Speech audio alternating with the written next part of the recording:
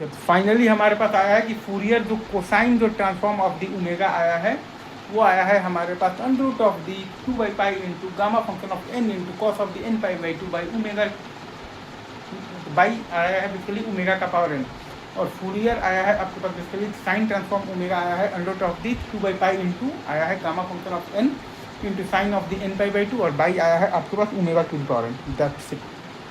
F x बराबर हमारे पास दिया हुआ है, बेसिकली दिया हुआ है एक्स का पावर n-1 है, ठीक है। एक्स 0 से बड़ा है और n भी 0 से बड़ा है।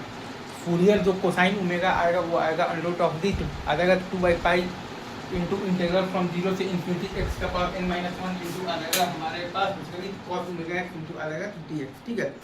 और फूरियर जो साइन ओमेगा आएगा वो हमारे पास आ जाएगा अंडर रूट ऑफ दी आ जाएगा 2/पाई इंटू इंटीग्रल फ्रॉम 0 से इन्फिनिटी एक्स का power n-1 into sine omega x into dx, ठीक है।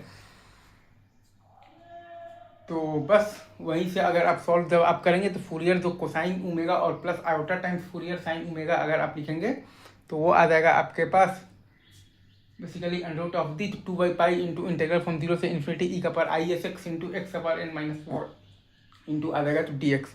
और माइनस ISX को मान लीजिएगा t, तो dx आ जाएगा -1/IS इंटू dt। फिर आप सॉल्व जब करेंगे तो फाइनल आपके पास आंसर आ जाएगा basically gamma function of n into under root of the 2/पाई इंटू आ जाएगा बेसिकली कॉस n π/2 और प्लस आयोटा टाइम्स आ जाएगा साइन n π/2 और बाई आ जाएगा बेसिकली x का पावर n।